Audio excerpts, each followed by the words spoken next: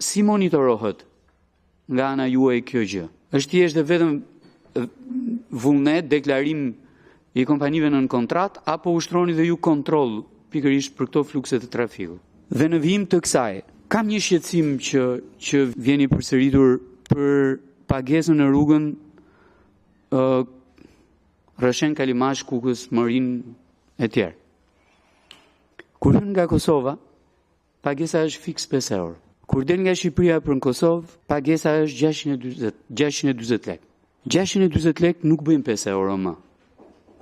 Bëjnë 6,4 euro me kursin e monedhës. Ndërkohë që ndodhe edhe një çudi shumë e madhe, që po të duash të paguash në euro, se praktikisht i bie më lirë, të kthejnë kusur në lek dhe llogarin ta bëjnë po prap në lek. Ndërkohë që në atë pikën e kontrollit ku bëhet pagesa, nuk ka asnjë kurs monedhe të shpallur, që praktikisht duhet ishte kursi zyrtar i ditës, po nuk ka as kurs monedhe. Tani këto 1,5, 1,4 euro, po t'i sillesh në vëmendje të atij fluksit të verës, bëjnë shumë para. Prandaj ju pyeta pak më herët, është thjesht çështje deklarimi kompanie në këtë rast, trafiku, fluksi të ardhurat, apo ushtroni dhe ju kontroll për këtë gjë? Se praktikisht i bie tjetë e pandershme kjo gjë, nga ana e operatorit që operon rrugën. Faleminderit shumë për këtë pikë dhe për sa i përket çështjes së monitorimit, kontratat patjetër që janë monitorim të dyja. Për sa i përket çështjes së trafikut, pra, kontratat janë në monitorim.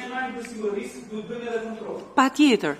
Ka një mekanizëm të kontrollit të kontratave koncesionare të nderuar. Domethënë e cila ndërkohë kontrollon gjithë performancën e kontratës në kuptimin e gjithë parametrave dhe modelit financiar të secilit prej tyre deri më tani, dhe sidomos në lidhje me çështjen e tarifave që ju përmendët, ne mendojmë se duhet ta marrim këtë si një detyrë për ta kuptuar gjendjen aktuale që ju raportoni, në mënyrë që të kemi mundësi të kuptojmë kush pra cili është ai parametër i pandershmërisë, se ju përmendët një fjalë shumë të rëndësishme, pa pagesa. Po. Sepse thashtë risku, deri më tani me koncesionarin, buxheti i shtetit nuk ka paguar asnjë parashtesë për secilën prej tyre, ndërkohë ne po flasim për mjafton kursi i euros. Pikërisht. Që ata të jenë lumtur. Mjafton kursi i euros, që ata të jenë lumtur. E kupton? Okej, kalojmë tek pyetjet e zotit Cara. Faleminderit zotëria. Zonja Zëvendësministre, do të